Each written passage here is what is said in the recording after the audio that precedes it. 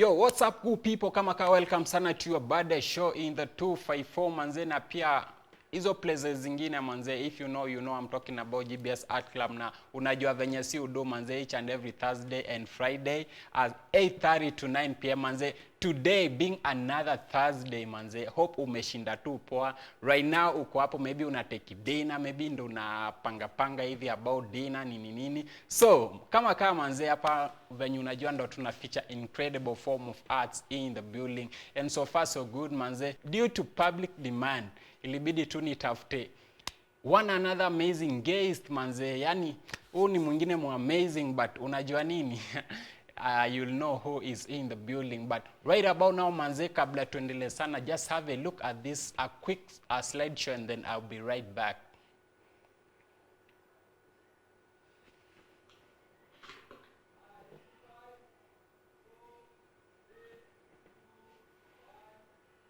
Yo, welcome back manze. So kama umecheck, you definitely know who I'm talking about. Ladies and gentlemen, you ain't ready for the one and only queen in the 254. Yani, and I make sure I take 254 to the world. If you know. I'm talking about the one and only Mokeira Ochiri. Hey, how are you? Hi, how are you? Starting with how are you coping up with this pandemic? Coping up with this pandemic, honestly, I think it will be brutal if I say this is for me so far the best year. But yeah, it will be brutal for some people. But for me personally, I think it's not the best year, but at least there is more to learn than other years, because this year people have expanded their minds. People have explored more than any other year. And if it wasn't for this pandemic right now, then so many things wouldn't have been in place. But right now, people know they have measures to what to expect in case of a sudden change like this one that happened with COVID.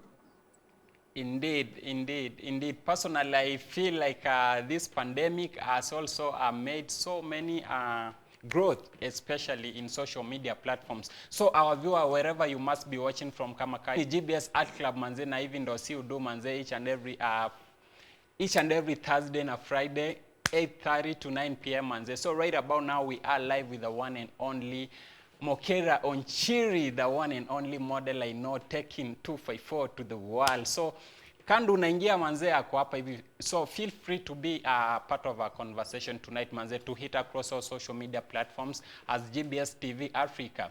Na pia unaweza tupata kwenye website pale, tuko live kwenye Facebook and YouTube. So choose your own platform and then catch up with us. So keep sending in your feedbacks, maswali zenye mngependa sana ajibu, especially about fashion and modeling. So right about now she's going to respond before we wind up this show. So getting back to the one and only queen. Apart from you being a model, can you just mention like 3 things you can do better or you like doing? Apart from modeling, I love wildlife and nature. I think even before modeling, honestly, I love wildlife and nature more than modeling, for those people who don't know. But yeah, that's one thing and I like most. And animals. I really love animals. And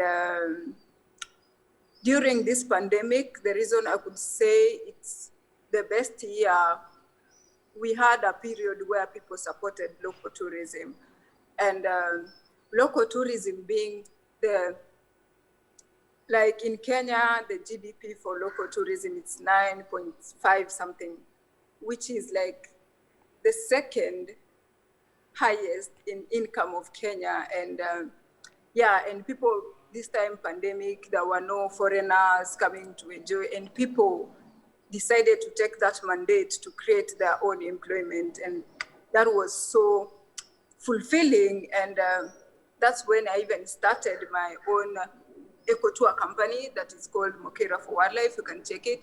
We do safaris. We do Kenyan safaris to wildlife and nature.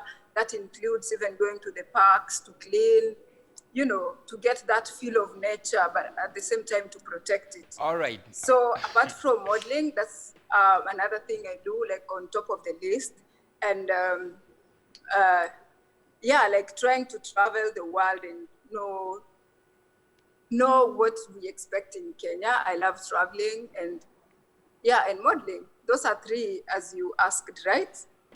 All right, all right. A very big shout out to you. So, and one more thing I want to know, like you as a model, I'm pretty sure you've been in the industry at least 3 years right now. So, what qualifies you to be a model by the way, maybe for the sake of somebody who is watching you for the first time right now? Okay, when I started modeling and right now, it's totally different for sure. Like with the technology, things keep like changing so fast to a rate, like it's just so fast. Because in 2017, when I started modeling, it was like purely good modeling, I could say, compared to now. Because their models used to get more jobs compared to now. Because right now, I feel like the modeling industry is being too competitive because of the influencers. Like right now, companies are taking their products to be advertised by influencers. And that means like models are getting like a low share of it. And with social media, people thinking about followers, people thinking about who and who should advertise. Though there are still those companies who value models, because when a model does an advert or something, it's more authentic than when a celebrity does it. It's like everyone has that in mind, that it's staged. A celebrity is doing that to make people buy the product. But when a model does it, it's like more authentic and more natural. So I could say it's not particularly the same. It's more competitive now than it was before, but still good. For anyone who is trying to come to modeling should have open mind, especially in Kenya.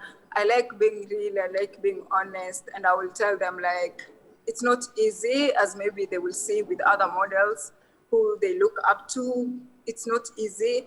They should have like an open mind. And in Kenya, I try to encourage people, as much as you will be modeling, at least have something on the side, because have something on the side, like be in school, do your career, or just have something on the side, because modeling in Kenya, whether we like it or not, it's not able to satisfy anyone to, for example, if you're living in Nairobi, to pay your rent, to pay your expenses, if you don't have any other job. Because in Kenya, we don't value modeling like a career. So unless the few lucky ones, which I haven't seen since I started modeling, the most people I see who have made it, they made it internationally. Like, I would say like Juma, she made it internationally before she came to Kenya to open her own agency. So, and those are just a few. So in Kenya, because the jobs also are not consistent. And I would like also to say, like, when you see people in Kenya, there's this thing of in modeling industry where you do collaborations, like a photographer comes, a makeup artist comes, and a model comes to create magic.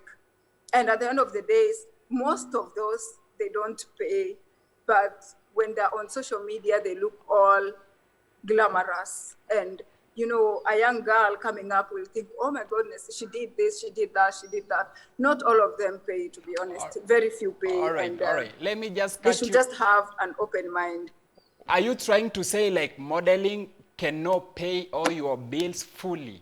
The Kenyan modeling industry, I would say, from experience and from actually other models' experience, that who came before us, and Kenyan modeling industry doesn't pay well.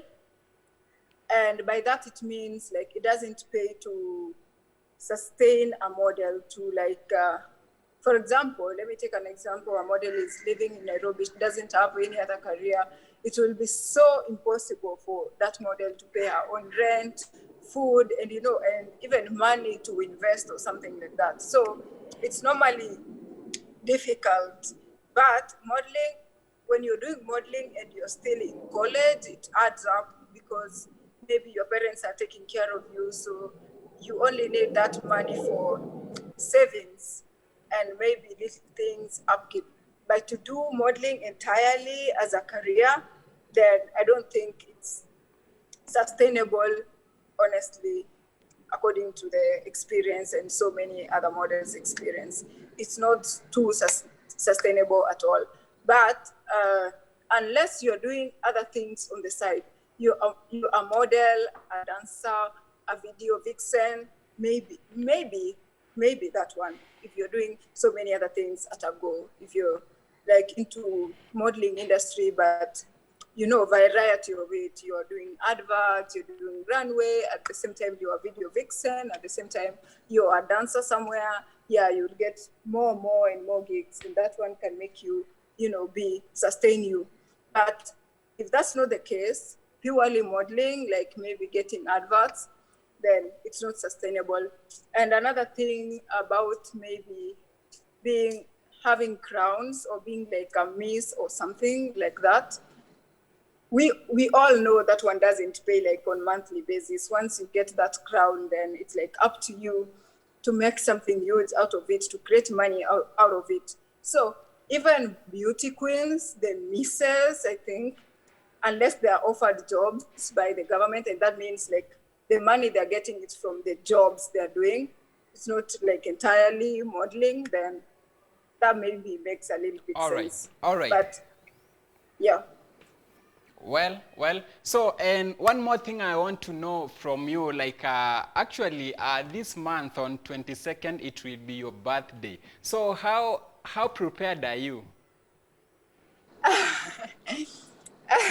How prepared am I for my birthday? Honestly, I think I've celebrated my birthday just once my entire life.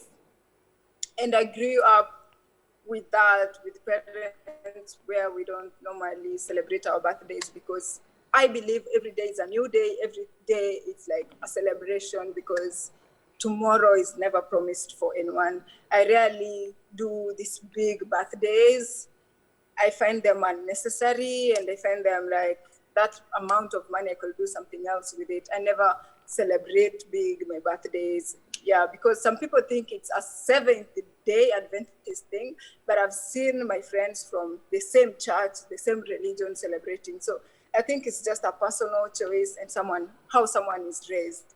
Normally, I don't do celebrations but if someone wants to get me a gift, well and good, but to have like a whole dress code, no, I don't do celebrations for my birthday. So yeah. All right. And you've mentioned about a Seventh-day Adventist something. So all right, I want to know, what do you usually miss in your church? I think I'm contented, and the fact that since my childhood, I'm 23 years, turning 24 right now, and that is something I grew up in, being told, this is your religion, this is this, this is this, this is this. With time, it gets into you. So I don't think I miss anything, but at the same time, I accept other religions, because sometimes I go to Sunday church if I miss Saturday, because most times with my jobs, I find like most shoots are on Saturday. Everything is on Saturday. A big runway is on Saturday. Anything big is on Saturday. So yeah, if I miss church too much, I have no objection to going to church on Sunday. All right. Our viewer, wherever you are watching us tonight, this is GBS Art Club, and you already know how we do this, manze. So we are live with the one and only queen who is taking Kenya to the world, the one and only Mokeira Ochiri, representing Kisii County as well. If you want to know more, so stay tuned in this show. So right about now, you can be part of a conversation. Hit us across our social media platforms as GBS TV Africa, and then you can freely interact with us, and then we'll be getting your feedback later after this show. So right about now, getting back to the one and only queen. So if you're given a chance to change only one thing in Kenyan modeling industry, what kind of thing are you going to change, and why? I would like to change the little hypocrisy that is in modeling, and not only in Kenya, but to the world. But I will guess like to other parts of the world, it's way much better because at least they pay better. But in Kenyan modeling industry, they don't pay well, and there's this hypocrisy, and I will say it starts with models, like there is no unity when it comes to models. There's no unity when it comes to like pay. Like one model will take this job. Okay, for example, let me take an example of me.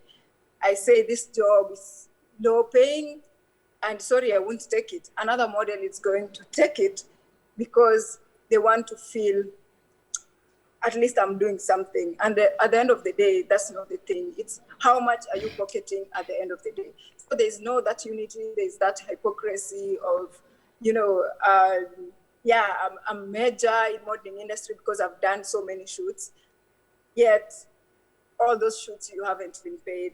And at the same time, like it being less competitive and people not wanting to explore like more, and not people not being able to say their stand. And when you say your stand, it's like more people are not going to work with you just because I said, oh, this amount of money, it's too little for me, or this amount of money, it's so, I'm not justified me as a model. That hypocrisy is what I would like to change, because if it changes in Kenya, trust me, like Kenya will be doing better, because we are not far from these other countries that are doing well in the modeling industry. Anyway, I forgot one thing on my birthday, what I would like to do this coming birthday, by the way. And let me say it really quick. It's major because I'm running an echo to a company, and coming on my birthday this month, 22nd, hopefully I will be in Kenya. I'm just praying, even if I won't be there. I'm running something. I'm running something with my company. You don't need to pay. My company is going to 3 big national parks. That's Nairobi National Park, Amboseli, and Tsavo for cleaning. And I'm offering my Land Cruisers to do that for free. All you need to do is come with someone who is having disabilities, because I would want those people also to feel, even if someone can't see really, but they're able to connect with nature and wildlife. If someone really can't walk, they're able to still visit our beautiful Kenya. So actually that's what I'm working on for my birthday. So if anyone is interested, can contact Mokeira for Wildlife, and that's what we are doing on our birthday. 3 national parks. You get to access the 3 national parks for free, as long as whoever you're coming with, you're willing to clean the park and give back to the park and plant some trees. So, all right, all right. So, and also earlier you had mentioned about wildlife, Mokeira for Wildlife. So, if somebody wants to work with you, what kind of qualification are you going to look at before you accept one to be part of your colleague? Yeah, for me, if someone wants really to be part of Mokeira for Wildlife, one thing I really look up to, though it sounds like not fair or something like that, I really need to know if you are passionate about wildlife and nature, or to some point you love animals. Like, I will just ask, if I'm doing an interview, I'll just ask a random question, like what's the difference between a cheetah and a leopard? And if you're not able to answer that, I want to work.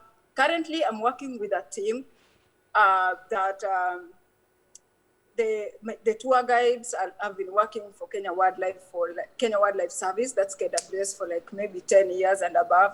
There are people who are connected to wildlife. There are people who are connected to animals. I need to see that compassion you have towards animals, because it's not, Mokeira for Wildlife is not about money making, but also conserving. So take an example of me I lived in Nairobi National Park for 17 years. I grew up in Nairobi National Park. I was like bred in Nairobi National Park. So there's that connection. And if I see you don't have that connection to animals, and I feel like your job wouldn't be too, you know, your job wouldn't be too effective in our company. So you have to be passionate about animals, and you no need to fake it, because I will know it as quick as possible. All right. Yes. All right. A very, very big shout out to you. So, one more thing before I let you go. I'm pretty sure like modeling goes hand in hand with fashion as well. You are a fashion model. So, how has a fashion itself affected your lifestyle? Working as a model, and you, at least it's like a free learning, it's like free learning classes you get when you meet different stylists trying to dress you in a certain way, or this belt should be here, or this goes with this shoe. And it's like free learning classes. So with time, of course, you will master that, and it's easier for you to dress up, to know which occasion, how you're supposed to dress up for a certain casting. If it's a runway, you have to like put something fitting. If it's a commercial, you need to look good, your makeup. Yeah. You representing all Kenyan female models. Like, what's the greatest challenge do you feel like you do face?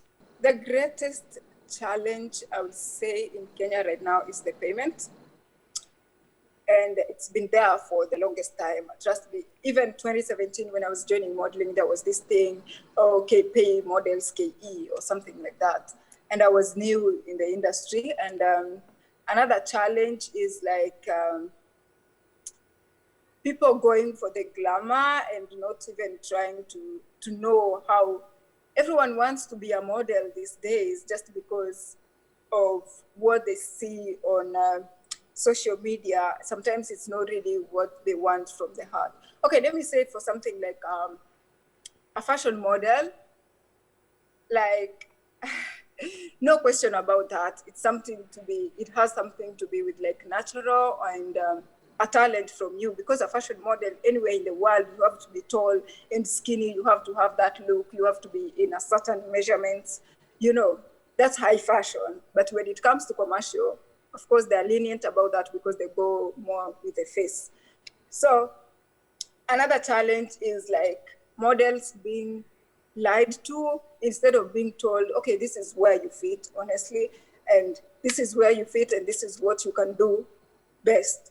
They're always like, oh, you find someone who is like 5'4" height wise, like 5'4", and you're trying to lie to that model, like, oh, you will make it, you will be the next Naomi Campbell, which is impossible, because you have to be like at least 5'8" and above for you to be, to break in that fashion world.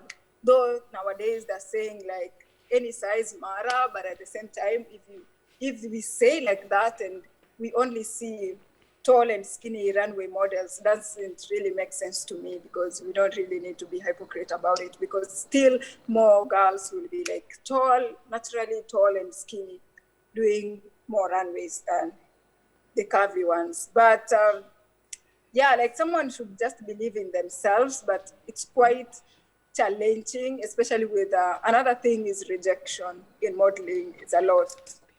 Like I had a hard time dealing with that when I started modeling. People forecasting, oh, you're not good enough. Oh, you can't get this job because your work is bad. Oh, you can't get this job because your body measurements ain't right. Oh, you can't get this job because of this. Rejection is a bad thing, and so sometimes can get to suicidal. So everyone should be like prepared for it, because it's a major challenge and people don't want to talk about it. Most models want to act okay when they're honestly not okay. Indeed. So our viewer, you've heard from the one and only model who has a lot of experience in this industry. So, but Ochiri, I want to get back to you just in a few. What are you regretting, you being a model? Are you regretting, or you're just okay?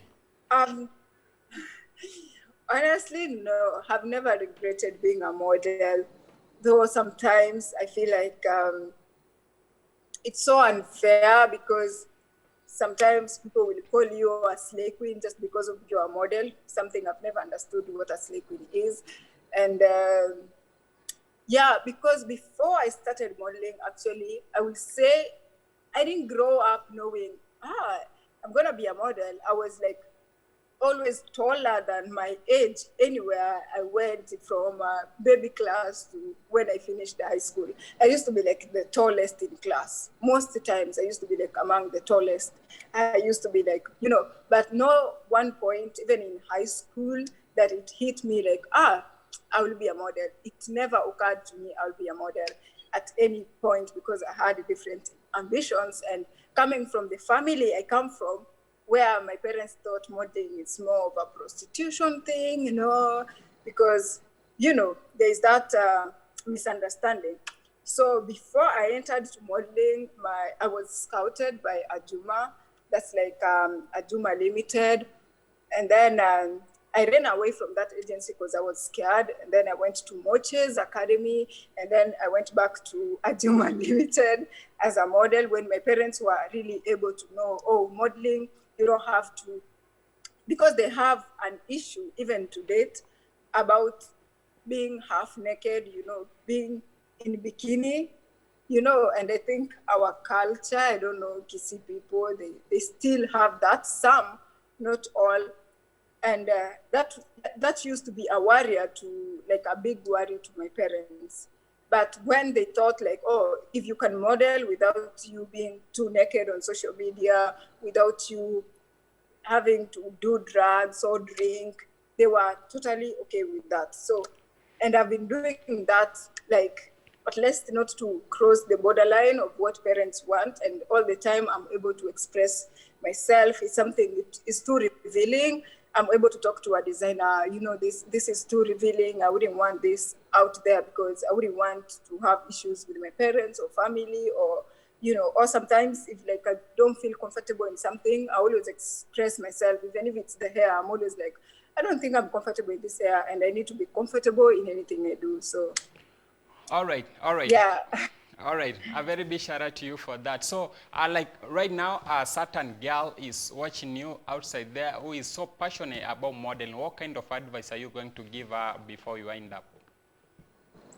I would say if they're honestly passionate about something, that's like a good thing, because once you're passionate about something, you're not easily going to give up. There are so many challenges, like do research, first of all, do research. And most times try to work, especially in Kenya, try to work with agencies, because it's way easier, so that way no man is going to tell you come for the check at my house or trying to take advantage. Be professional as possible. As much as you're starting, be professional. Get to agencies to do your booking, because that way if there is no payment, they're able to, like, to do a follow-up when you get your money, than when you expose yourself to modeling. And at the same time, I will say, like, you honestly have to know what you really want with that modeling. Is it for the clout? Is it for the followers? Is it for money? And then once you know that, and then you can easily go, to it. Anytime someone asks you, it's like, how much are you going to pay me? Or, how nice are pictures going to be, because I want to do it for the cloud, I want to do it for Instagram. That those, like, just knowing what you want and going for it. And don't give up. You really never know. These days, Okay. anyone can be a model, and the world is just accepting everyone how they are. So you don't know when is your breakthrough. So just Okay. continue going for it, continue doing it at your level best. Okay. So our viewer, a very big shout out to you manze kwa kutu watch since tuanze hii show, na sahi na cheki ni almost time ishafika. So manze, acha tena tupatane next time same place, kama kawa same place, lakini with another amazing pia art in the building. So right about now tumekuwa live na the one and only Mokeira Ochiri, who is a model kama kawa, ana take Kenya to the world. So right about now Mokeira, if you can hear me. Yeah, I can hear you. Well, so right about now, Mokeira, you can let people know how to get you on your social media platforms as you say bye-bye in your vernacular. You can find me, Mokeira Ochiri. On Instagram, I don't have Facebook, sorry. And same with Twitter, Mokeira Ochiri. Yeah, so thank you so much. And if you want to read about my book, I'm signed with Ajuma Limited agency, signed with Versatile in Kenya, and in South Africa, I'm signed with Lois Models, Loys. If you check that one, you will see my pictures and my profile. Yeah, and in Paris, I'm signed with City Models Africa, City Models Paris, sorry. So yeah, that's the whole thing. Yeah, that's where everywhere you can find me. And if you want to follow for Mokeira for Wildlife to know what I'm up to on my birthday, you can go there and check it out. All right. All right. So before I let you go, just one more thing. Someone is trying to ask why your names are not sounding like English names. Honestly, I like Mokeira. I like being African. And people ask me, I've had this issue, by the way, all the time. People trying to say, Mukinza, Mukira. I'm like, no. I learned how to spell English names.